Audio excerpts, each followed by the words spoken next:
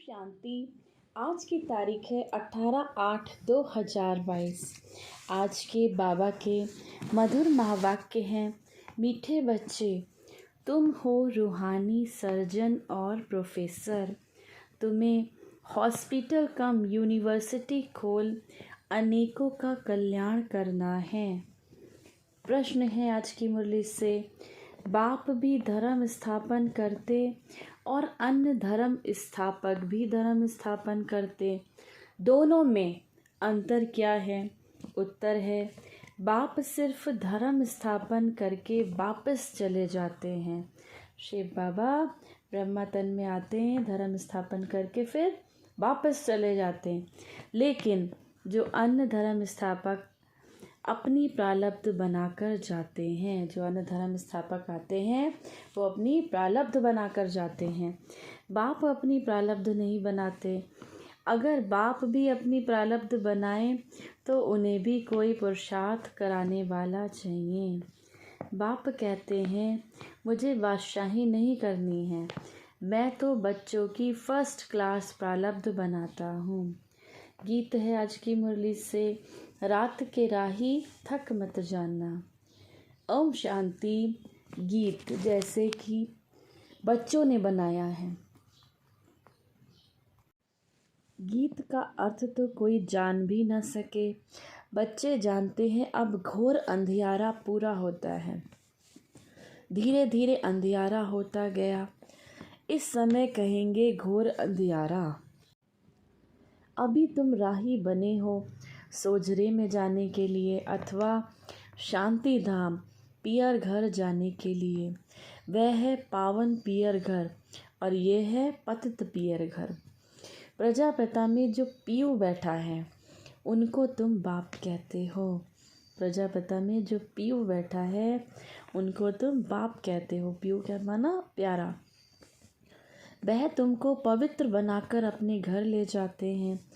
पिता वह भी है, पिता ये भी है। वह है निराकार, ये है साकार। बच्चे कहने वाला सिवाय बेहद के बाप के और कोई हो न सके। बाप ही कहते हैं क्योंकि बच्चों को साथ घर ले जाना है। पवित्र बनाया और नॉलेज दी। बच्चे समझते हैं पवित्र तो ज़रूर बनना है, बाप को याद करना है और सारे सृष्टि चक्र को याद करना है। इस ज्ञान से तुम एवर हेल्दी बनते हो। कोई कहते हैं हमारे लिए कोई सेवा बोलो। सेवा क्या है? बाबा कहते हैं, बच्चे कहते हैं हमारे लिए बाबा कोई सेवा बोलो। तो सेवा यही है, 3 पैर पृथ्वी के देकर उसमें रूहानी कॉलेज और हॉस्पिटल खोलो। 3 पैर पृथ्वी के देके उसमें रूहानी कॉलेज और हॉस्पिटल खोलो, तो उन पर कोई बोझा भी नहीं पड़ेगा। इसमें मांगने की तो बात ही नहीं। राय देते हैं अगर तुम्हारे पास पैसे हैं तो रूहानी हॉस्पिटल खोलो।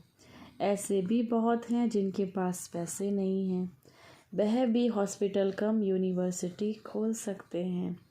आगे चल तुम देखेंगे बहुत हॉस्पिटल खुल जाएंगे। आगे चल के तुम देखेंगे बहुत हॉस्पिटल मानो बाबा के सेंटर खुल जाएंगे। तुम्हारा नाम रूहानी सर्जन लिखा होगा। रूहानी सर्जन और प्रोफेसर। रूहानी कॉलेज व हॉस्पिटल खोलने में कुछ भी खर्चा नहीं। बाबा कहते हैं सेंटर खोलने में कोई खर्चा नहीं। मेल अथवा फीमेल दोनों रूहानी सर्जन अथवा प्रोफेसर बन सकते हैं। आगे फीमेल नहीं बनती थी, पहले फीमेल नहीं बनती थी। व्यवहार कार्य पुरुषों के हाथ में था, आजकल तो माताएं निकली हैं। तो अब तुम भी ये रूहानी सर्विस करते हो। ज्ञान की चटक लगी हुई हो, फिर किसको भी समझाना बड़ा सहज हो।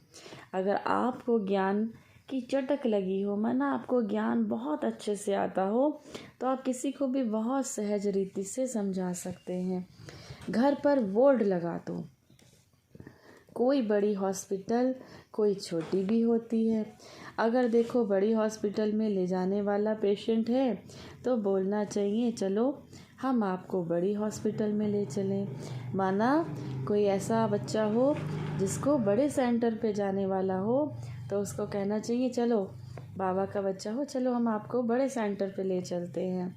वहाँ बड़े बड़े सर्जन हैं, छोटे सर्जन बड़े सर्जन के पास भेज देते हैं, अपनी फ़ी लेते हैं, फिर समझते हैं ये मरीज ऐसा है, इसको बड़ी हॉस्पिटल में ले जाना चाहिए, ऐसी राय देते हैं।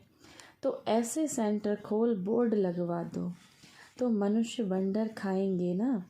जब ऐसे सेंटर खोलोगे रूहानी हॉस्पिटल, तो मनुष्य वंडर खाएंगे कि ये क्या है, इसमें ऐसा क्या है। ऐसा बाप मिल जाए तो हम क्यों ना वर्षा लेवें। मन वचन कर्म से इस भारत को सुख देना है। मन वचन कर्म सो भी रूहानी, मनसा अर्थात याद, और वचन तो सुनाते ही दो हैं। बाबा कहते हैं मनसा अर्थात याद, वचन तो सुनाते ही दो हैं। मन मना भव और मध्याजी भव। बाप और बरसे को याद करो, दो वचन हो गए ना, मन मना भव और मध्याजी भव। बाबा कहते हैं बाप और बरसे को याद करो। बरसा कैसे लिया, कैसे गवाया, ये है चक्र का राज। बूढ़ियों को भी शौक़ होना चाहिए, माताओं को भी शौक़ होना चाहिए, बोलना चाहिए हमको सिखलाओ। बूढ़े बूढ़े भी समझा सकते हैं, जो और कोई विद्वान पंडित आदि नहीं समझा सकते। जितना बूढ़े बूढ़े बाबा के बच्चे समझा सकते हैं, वो उनके सामने कोई भी विद्वान पंडित आदि इतना नहीं समझा सकते। तब तो नाम बाला करेंगे। चित्र भी बहुत सहज है, कोई की तकदीर में नहीं है तो पुरुषार्थ करते नहीं हैं। सिर्फ ऐसा नहीं समझना है कि मैं बाबा की हो गई, वह तो आत्माएं बाप की हैं ही। आत्माओं का बाप परमात्मा है, ये तो सेकंड की बात है। परंतु उनसे वर्षा कैसे मिलता है, वह कब आते हैं, ये समझना है। आएंगे भी संगम पर, समझाते हैं। सतयुग में तुमने इतने जन्म लिए, त्रेता में इतने जन्म लिए, 84 का चक्र पूरा किया। सतयुग में तुमने 8 जन्म लिए, त्रेता में तुमने 12 जन्म लिए, और द्वापर और कलयुग में 63 जन्म लिए। तो बाबा कहते हैं 84 का चक्र पूरा हुआ, अब फिर से स्वर्ग की स्थापना होनी है। सतयुग में कोई दूसरे धर्म होते नहीं, सिर्फ एक ही और एक सत्य सनातन देवी देवता धर्म होता है। कितनी सहज बात है, दूसरे को समझाने से खुशी बहुत होगी, तंदुरुस्त हो जाएंगे, क्योंकि आशीर्वाद मिलती है ना। माताओं के लिए तो बहुत सहज है, ये दुनिया की अनुभवी भी हैं। जो बूढ़ी माताएं हैं वो तो दुनिया की अनुभवी भी हैं, इनके लिए तो बहुत सहज है ज्ञान सुनाना। किसको ये बैठ समझाएं तो कमाल कर दिखाए। सिर्फ बाप को याद करना है और बाप से वर्षा लेना है। जन्म लिया और मुख से बाबा मम्मा कहने लगते हैं। तुम्हारे ऑर्गन्स तो बड़े बड़े हैं, तुम तो समझकर समझा सकते हो। बूढ़ियों को, माताओं को बहुत शौक़ होना चाहिए हम तो बाबा का नाम बाला करें, और बहुत मीठा बनना चाहिए। मोह ममत्व निकाल जाना चाहिए। माताओं से बाबा कह रहे हैं, माताओं के अंदर से अब मोह ममत्व निकल जाना चाहिए। मरना तो है ही, बाकी 2-4 रोज जीना है, तो क्यों ना हम एक से बुद्धि योग रखें। बाबा कहते थोड़े दिन जीना है, तो क्यों ना हम एक से बुद्धि योग रखें। जो भी समय मिले बाप की याद में रहें, सब तरफ से ममत्व मिटा दें। 60 वर्ष के जब होते हैं तो वानप्रस्थ लेते हैं, वह तो बहुत अच्छा समझा सकते हैं। नॉलेज धारण कर फिर दूसरों का भी कल्याण करना चाहिए। अच्छे अच्छे घर की बच्चियां ऐसा पुरुषार्थ कर घर घर में जाके समझाएं तो कितना ना नामाचार निकले। पुरुषार्थ कर सीखना चाहिए, शौक़ रखना चाहिए। ये नॉलेज बड़ी वंडरफुल है। बोलो देखो कलयुग अब पूरा होता है, सबका मौत सामने खड़ा है। कलयुग के अंत में ही बाप आकर बरसा देते हैं। कृष्ण को तो बाप कहेंगे नहीं, बाप तो सिर्फ एक शिव बाबा है, वह तो छोटा बच्चा है। उसको सतयुग का राज्य कैसे मिला? कृष्ण को सतयुग का राज्य कैसे मिला? जरूर पास्ट जन्म में ऐसा कर्म किया होगा। तुम समझा सकते हो, बराबर इन्होंने पुरुषार्थ से ये प्रारब्ध बनाई है। कलयुग में पुरुषार्थ किया है, सतयुग में प्रारब्ध पाई है। जब कलयुग में पुरुषार्थ किया है तो सतयुग में उसका फल मिला है, सतयुग में उनको प्रारब्ध मिली है। वहाँ तो पुरुषार्थ कराने वाला कोई होता नहीं, सतयुग में तो कोई होता नहीं। सतयुग त्रेता की इतनी जो प्रारब्ध मिली है, जरूर ऊंचे से ऊंचा बाप मिला होगा जो गोल्डन सिल्वर एज का मालिक बनाते हैं और कोई बना ना सके। जरूर बाप ही मिला है। लक्ष्मी नारायण खुद तो नहीं मिलेंगे। ऐसा भी नहीं कि ब्रह्मा व शंकर मिले, नहीं, भगवान मिला, शिव भगवान मिला। वह है निराकार। भगवान के सिवाय तो कोई है नहीं जो ऐसा पुरुषार्थ कराए। भगवान उवाच, मैं तुम्हारी प्रारब्ध फर्स्ट क्लास बनाता हूँ। ये आदि सनातन देवी देवता धर्म की स्थापना होती है। स्थापना यहाँ ही करनी है, कराने वाला तो एक बाप है, और जो धर्म स्थापन करते वह एक दो के पिछाड़ी आते रहते हैं। धर्म स्थापन करने वाले प्रारब्ध बना जाते हैं। बाप को तो अपनी प्रारब्ध नहीं बनानी, अगर प्रारब्ध बनाई तो उनको भी पुरुषार्थ कराने वाला कोई चाहिए। शिव बाबा कहते हैं, मुझे कौन पुरुषार्थ कराएंगे, मेरा पाठ ही ऐसा है, मैं बादशाही नहीं करता हूँ, ये ड्रामा बना बनाया है। बाप बैठ समझाते हैं, मैं तुमको सभी वेद शास्त्रों का सार समझाता हूँ। ये सब है भक्ति मार्ग। अब भक्ति मार्ग पूरा होता है, वह है उतरती कला। अब तुम्हारी होती है चढ़ती कला। कहते हैं ना, चढ़ती कला सर्व का भला। सब मुक्ति जीवन मुक्ति को पा लेते हैं, फिर पीछे 16 कला से उतरते उतरते 9 कला में आना है।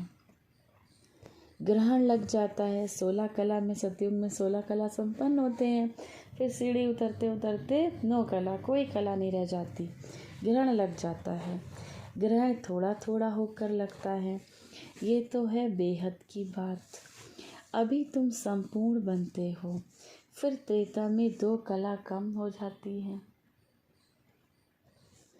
थोड़ा काला बन पड़ते हैं।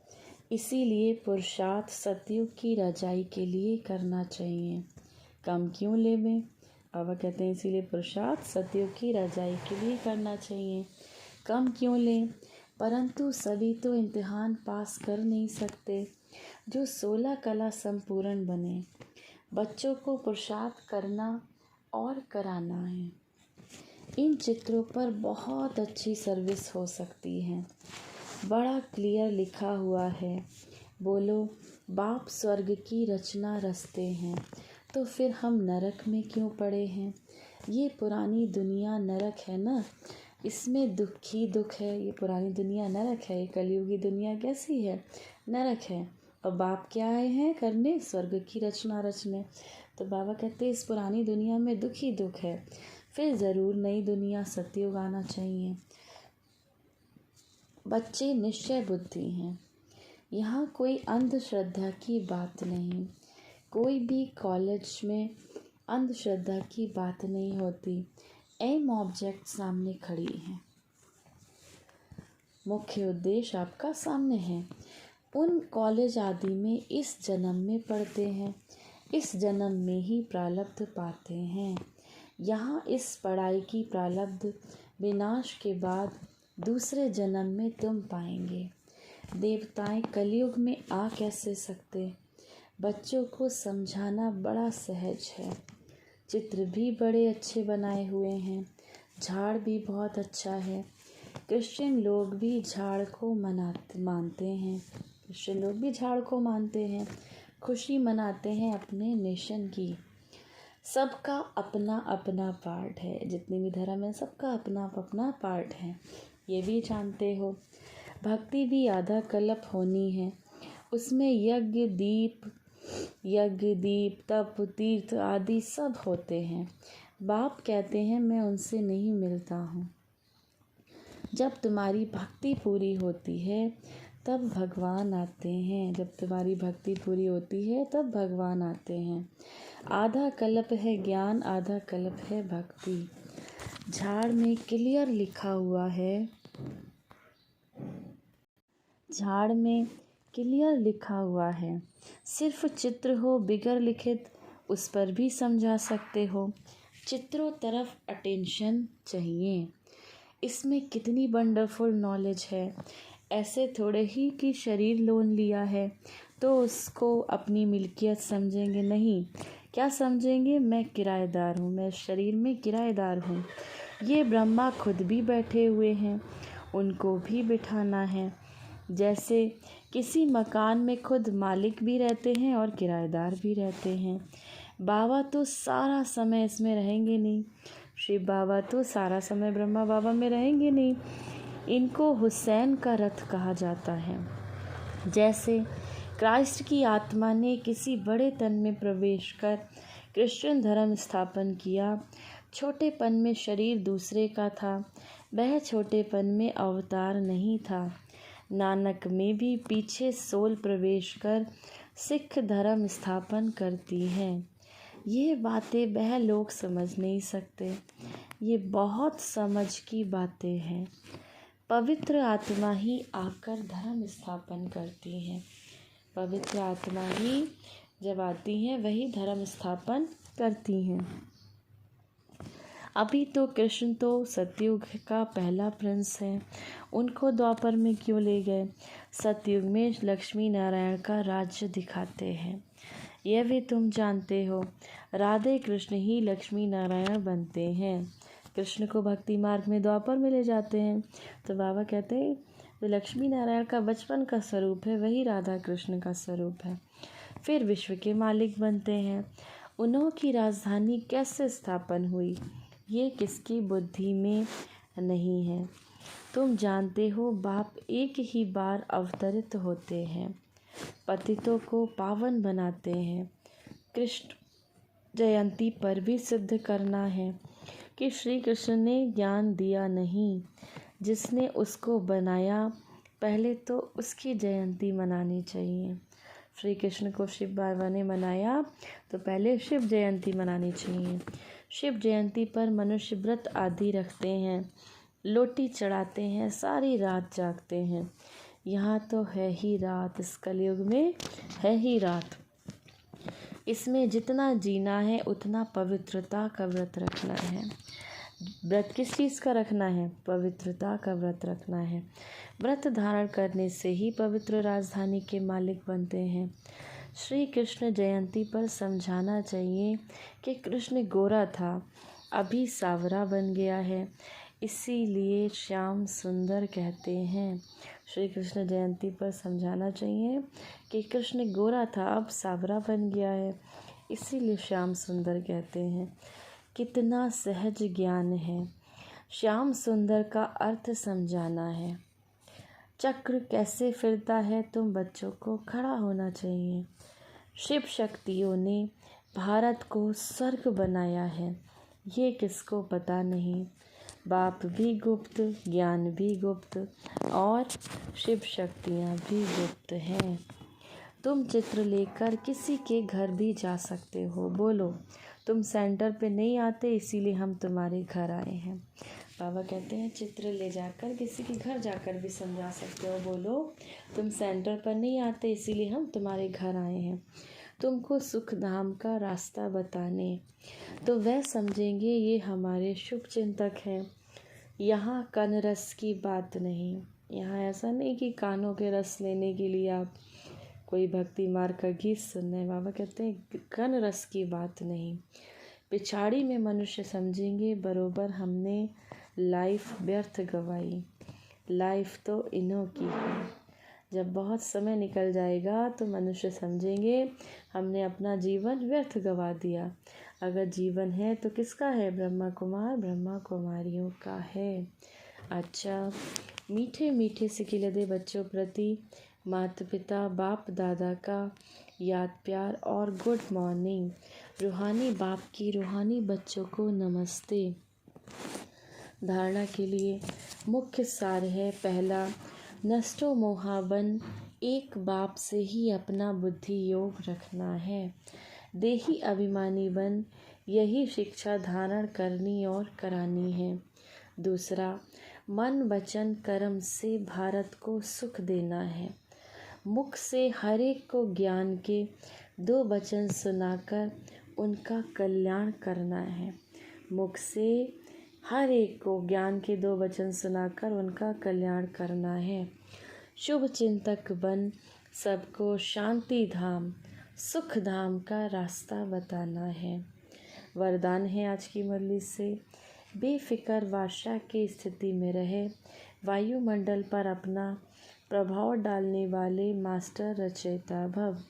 जैसे बाप को इतना बड़ा परिवार है फिर भी बेफिक्र वर्षा है, सब कुछ जानते हुए देखते हुए बेफिक्र, ऐसे फॉलो फादर करो। वायुमंडल पर अपना प्रभाव डालो। वायुमंडल का प्रभाव आपके ऊपर ना हो बल्कि आपका प्रभाव वायुमंडल के ऊपर हो, क्योंकि वायुमंडल रचना है और आप मास्टर रचयिता हो। रचता का रचना के ऊपर प्रभाव हो। कोई भी बात आए तो याद करो मैं विजयी आत्मा हूँ। इससे सदा बेफिक्र रहेंगे, इससे सदा बेफिक्र रहेंगे, घबराएंगे नहीं। स्लोगन है आज की मुरली से, प्रसन्नता की छाया द्वारा शीतलता का अनुभव करो तो निर्मल और निर्माण रहेंगे।